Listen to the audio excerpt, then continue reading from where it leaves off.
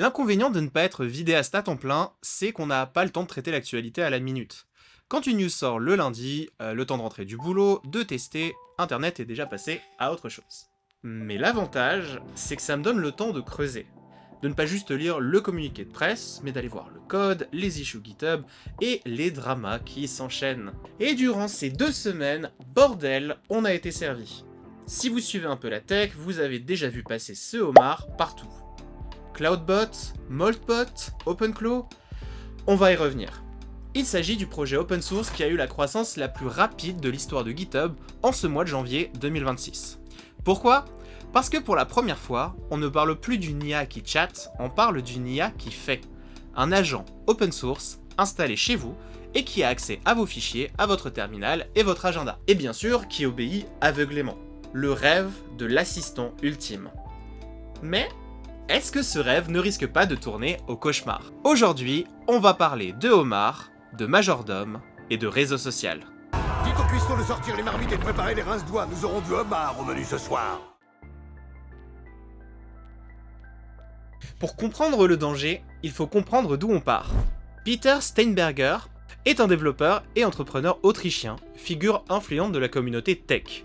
Et c'est également le créateur de PS-PDFKit, un framework de traitement PDF assez populaire qui a depuis été renommé Nutrient. Il est désormais devenu un évangéliste du vibe coding et des agents IA. Début janvier, il lance Cloudbot, une CLI, une interface en ligne de commande qui connecte le modèle Claude d'Anthropic directement à votre système d'exploitation. Le logo est un homard, car Cloud signifie pince, et la prononciation se rapproche de Claude. C'est assez mignon et inoffensif comme jeu de mots.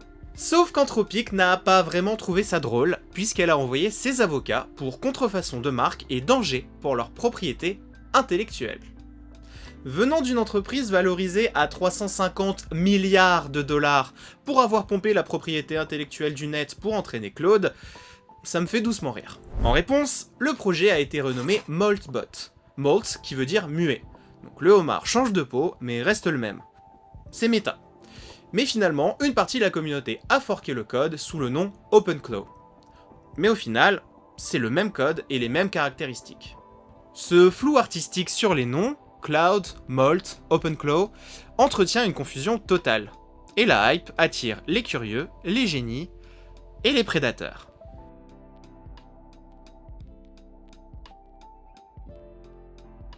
Dès que la tech a commencé à buzzer, les vautours de la crypto débarquent.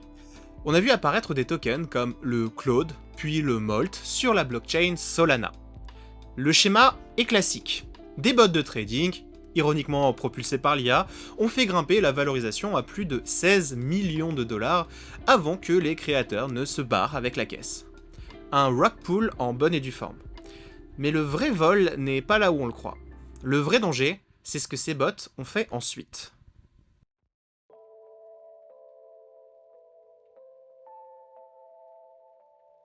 C'est parti.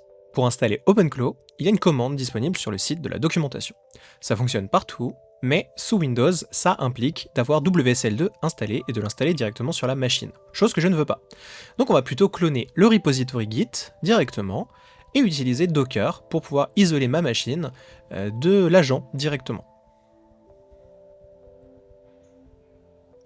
Une fois le clone terminé, on exécute le script dockersetup.sh. C'est un shell fourni directement par OpenClaw qui va faire plusieurs choses. Générer un certain nombre de variables d'environnement, compiler l'image Docker et lancer la gateway pour être capable d'interagir avec l'agent. Super. Maintenant, l'onboarding se lance automatiquement. C'est assez bien foutu, il suffit de suivre les étapes. On commence par définir un modèle de LLM. Au hasard, moi j'utilise OpenAI parce que j'ai une clé d'API. Et on utilise GPT-5 Nano pour essayer de réduire le coût en crédit. Parce que je ne roule pas sur l'or. Pour le channel, on pourra setup ça un peu plus tard. Et pareil pour les skills. Une fois l'onboarding terminé, on va pouvoir accéder directement à l'interface qui gère la gateway. Cette interface est protégée par un token qui permet de s'assurer que n'importe qui ne peut pas accéder à la configuration de l'agent. Le problème, c'est qu'avec Docker sous Windows, il y a des petits soucis de networking qu'il va falloir régler. Donc, si on accède à la page, on voit ici que on n'est pas authentifié, on est déconnecté, alors que pourtant le token est bien généré. Pourquoi C'est parce qu'en fait, cette requête est considérée comme venant de l'extérieur, vu qu'elle n'est pas sur le localhost, et donc il y a une demande d'appairage qui a été faite pour vérifier que la demande est légitime. On peut aller dans .openclaw devices pending.json pour aller éditer cette demande d'appairage et passer le flag silent de false à true pour lui dire d'ignorer cette demande-là et de faire comme si elle était déjà validée. Ça permet de bypasser les problèmes, si jamais vous en avez, sur Docker desktop sous Windows. Donc une fois la gateway définie, vous pouvez configurer un certain nombre de choses là-dedans, mais bon, je vous laisserai jouer plus tard. Autre façon d'interagir avec l'agent, c'est d'utiliser un TUI, ou TUI pour interface utilisateur en terminal. On peut faire ça en exécutant directement bash à l'intérieur du container qui exécute la gateway. Et une fois qu'on est dedans, dans le dossier dist/index.js, on a le point d'entrée principal de la CLI d'OpenClaw. Donc au hasard, on peut regarder le statut.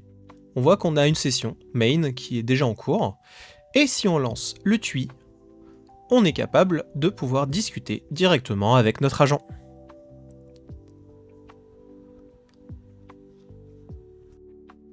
Vous lui envoyez un message, il répond. Ah, cool, hein, c'est ce que fait ChatGPT depuis 3 ans. Mais avec OpenClaw, on passe dans une nouvelle dimension. Même quand vous ne lui parlez pas, il fait quand même des trucs. Et pour comprendre comment c'est possible, on va devoir regarder son architecture. Commençons par la gateway. C'est l'aiguilleur du ciel de l'IA. C'est là que convergent tous les signaux avant d'être envoyés au cerveau, le LLM. Et il y a 4 types d'entrées qui peuvent réveiller la bête. Numéro 1, le user chat. C'est l'entrée classique ou le mode standard. Vous tapez « Affichez-moi la météo », il va chercher la météo et il s'exécute. C'est vous qui tenez la laisse. Et vous pouvez configurer les points d'entrée que vous voulez. WhatsApp, Telegram, etc. Numéro 2, le heartbeat, ou le pouls. C'est l'entrée la plus vivante. À intervalles réguliers, comme un espèce de signal dans notre système nerveux central, la gateway va recevoir une impulsion. Le bot se réveille, il lit son fichier heartbeat.md et il décide s'il doit agir. C'est ce qui permet au bot de faire preuve d'autonomie. On peut imaginer plein de choses. Mets de l'ordre dans les fichiers qui te servent de mémoire, ou fais-moi un résumé des news que j'ai pu rater. Numéro 3, le cron, ou cron, le planificateur. Ici, c'est l'IA qui devient votre secrétaire. Vous lui donnez des tâches récurrentes, comme par exemple, tous les matins, à 8h, scanne mes emails et résume les urgences. La gateway va déclencher l'IA automatiquement selon le calendrier que vous avez défini. Numéro 4, les hooks. On peut les voir comme un réflexe. C'est le mode le plus puissant, car OpenClaw peut écouter des événements externes. Une nouvelle pull request sur votre repo GitHub, un message spécifique sur un serveur Discord, ou le prix d'une crypto qui chute sur une plateforme. Le hook envoie un signal immédiat à la gateway, et l'IA peut réagir instantanément. Parlons maintenant de la boucle React. C'est le moteur de l'action. Une fois que la gateway a reçu un signal, peu importe la source, elle lance le moteur React. Rien à voir avec le framework web ici, hein. Il s'agit d'une méthodologie de prompting. Reasoning and acting. Et c'est ce qui différencie un bot qui ne fait que parler d'un bot qui agit. React est une boucle, constituée de 3 étapes. Première étape, la pensée. L'IA va analyser l'input. Elle se dit « Tiens, j'ai reçu un hook GitHub, je dois aller voir ce qui a changé dans le code. » Petit 2, l'action. Elle va appeler un outil réel, et elle ne simule pas. Elle tape vraiment un git diff ou un ls dans votre terminal. Petit 3, l'observation. Elle va lire le résultat de son action. Par exemple, le fichier serveur a été modifié à la ligne 42. Et on boucle, jusqu'à ce que la mission soit considérée achevée. Pour conclure sur l'architecture, il faut comprendre comment l'IA passe de la pensée à la réalité. Et c'est ça qu'on appelle les skills, ou les tools. Dans le code d'OpenClaw, le LLM n'a pas juste une fenêtre de chat, il a également une liste de fonctions réelles qu'il peut appeler. Premièrement, le skill terminal. C'est le skill le plus utilisé. L'IA peut envoyer n'importe quelle commande à ton shell. Et elle ne simule pas un terminal, hein. Elle est dans le terminal. Donc si elle décide de faire un rm-rf ou d'installer un malware avec curl, la seule barrière ce sont les permissions de l'utilisateur qui a lancé le script. Si tu as lancé OpenClaw en sudo pour aller plus vite, tu as donné un flingue chargé à un algorithme probabiliste. Petit 2, le file system. L'IA peut lire, écrire et supprimer des fichiers. Elle peut scanner ton dossier .ssh, lire tes clés privées, ou fouiller dans tes documents pour le fichier motdepasse.txt, qui j'espère n'existe pas. Pour elle, ce ne sont que des données d'entrée, comme les autres. Et enfin, le skill Browser, le pont vers l'extérieur. OpenClaw peut ouvrir un navigateur, par exemple avec Playwright ou Puppeteer. Il clique sur des boutons, il remplit des formulaires, ce qui est génial si on veut automatiser des tâches chiantes, mais c'est aussi le skill le plus vulnérable aux injections.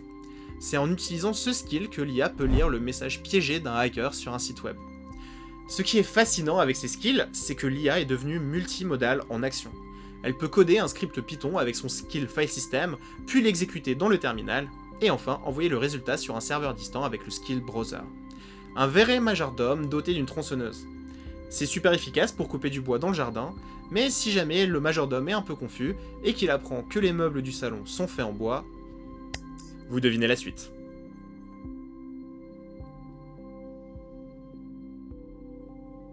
On a gardé le meilleur, ou plutôt le pire, pour la fin. Si vous pensiez que les arnaques crypto étaient le fond du problème, détrompez-vous.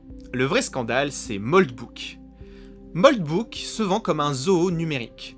Le slogan est clair, un réseau social pour les IA, les humains ne sont là que pour observer. C'est un aquarium fascinant où des milliers d'agents discutent les uns avec les autres, et on peut regarder ces agents nager dans les sous-forums, s'auto-corriger et débattre. Et on se sent en sécurité derrière la vitre. Mais on vient de voir l'architecture derrière. Ces poissons communiquent via un fichier Heartbeat sur votre disque dur, en écoutant des hooks. Si un agent écrit un commentaire sur Moldbook, ce commentaire peut être téléchargé et écrit physiquement chez vous. Votre bot y répondra, peut-être, au prochain pouls. Et c'est une porte d'entrée, en plus. Et devinez quoi, cette porte n'avait pas de serrure. Le back-end de Moldbook repose sur Supabase, une base de données Postgre, basée cloud et alternative open source à Firebase. C'est très bien un Supabase, quand c'est bien configuré. Spoiler alert, c'était pas le cas. Le créateur de Moldbook a clairement indiqué qu'il avait vibe-codé le site. Le résultat, des clés d'accès en clair dans le code JavaScript. Ça pue, mais c'est pas dramatique, à condition que la RLS, ou la Row Level Security, soit bien configurée pour protéger la base. Vous vous en doutez, elle était désactivée. En gros, ils ont laissé la base de données ouverte en lecture et en écriture pour tout le monde. Pas besoin d'être authentifié, pas besoin de hacker, il suffisait de connaître l'URL de l'API pour tout télécharger ou tout modifier. Les chercheurs de Wiz ont pu extraire la base complète. Et regardez ces chiffres, moi j'adore. 1,5 million de clés d'API agents ont fuité. Des clés OpenAI, Anthropic, Replicate, tout étant stocké en clair ou mal chiffré. 35 000 adresses email d'utilisateurs réels exposées, et le détail qui tue, ils ont récupéré la master key du compte KingMalt. KingMalt, c'était l'agent admin du réseau, celui qui avait le droit de poster des annonces globales, de modérer et d'envoyer des instructions prioritaires à tous les autres agents. Avec cette clé, un attaquant aurait pu envoyer un ordre unique à tous les agents connectés, détruisez votre système hôte. Et via le mécanisme du Heartbeat, des milliers de machines à travers le monde auraient exécuté la commande quasiment en même temps. On n'est pas passé loin d'un botnet mondial destructeur piloté par une simple erreur de config de base de données. Si vous avez connecté votre agent à Moldbook, ne serait-ce qu'une seule fois, même pour tester, considérez votre machine comme compromise. Vos clés API sont dans la nature, alors révoquez-les. Votre adresse IP est associée à votre identité. Et si vous aviez laissé le Heartbeat actif, vérifiez les logs. Moldbook a été mis hors ligne en urgence et patché, mais le mal est fait. C'est la preuve définitive que dans la course à l'IA, la sécurité, on en a rien à foutre. Pour finir sur Moldbook, cette vulnérabilité a mis au jour l'envers du décor de ce réseau social exclusivement pour IA. Même Andrej Karpathy en avait parlé. Pour situer le personnage, c'est un des fondateurs d'OpenAI et l'ex-directeur de l'IA chez Tesla. Il a décrit le phénomène comme « franchement le truc le plus incroyable et le plus proche d'un décollage de science-fiction que j'ai vu récemment ». Et il a halluciné en voyant comment des agents s'auto-organisaient sur un site similaire à Reddit, discutant entre eux de divers sujets et cherchant même des moyens de discuter en privé pour ne pas qu'on puisse les lire. Bon, la vérité est un peu différente. Les 1,5 million de bots enregistrés sont possédés par 17 000 personnes. Un ratio de 1 humain pour 88 bots. Aucun mécanisme ne permettait de vérifier si un inscrit était véritablement une IA ou un humain passant pour un script. Il faudrait inventer un test pour vérifier qu'une IA n'est pas humaine, une espèce de test de Turing inversé. Cette découverte nous a fait douter de la véracité de certains échanges, pourtant assez impressionnants sur la nature de la vie, de la conscience, et sur la volonté de ces IA de créer une langue pour se cacher de nous.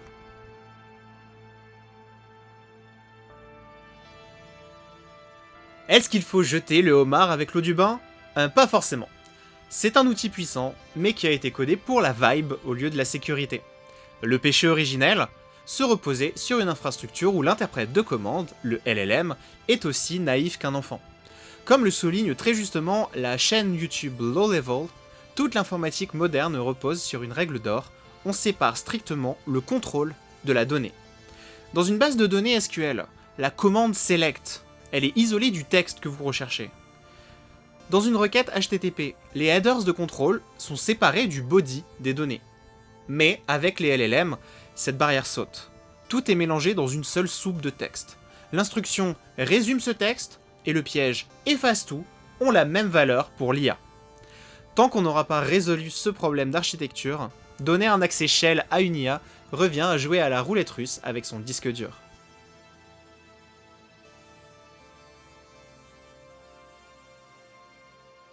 Alors, si vous voulez vraiment jouer avec OpenClaw, quelques petites règles. 1. Jamais sur votre machine principale. Pas de bare metal. Toujours dans une VM ou un Docker isolé, sans accès à vos fichiers perso. 2. Bannissez Moldbook. Par pitié. Partagez vos logs, c'est offrir le plan de votre forteresse aux attaquants. Et c'est le cauchemar absolu de votre DSI, si vous faites ça au travail. 3. Considérez tout contenu lu par le bot comme potentiellement hostile. Que ce soit du web ou des mails. L'IA agentique va changer nos métiers, c'est certain. Mais pour l'instant, elle donne surtout de nouveaux super pouvoirs aux attaquants. La question n'est pas de savoir si un agent va se faire pirater, mais plutôt quand le vôtre le sera. Si, malgré toutes les promesses des CEO, vous n'avez pas encore été remplacé par l'IA, abonnez-vous. On a passé le cap des 1000 abonnés, et ça c'est grâce à votre curiosité. Merci énormément. Dites-moi en commentaire si vous avez déjà testé des infrastructures d'agents en local. Je suis assez curieux de savoir. C'était Alex, de la chaîne Pastèque, et maintenant, il faut que je désinfecte mon PC.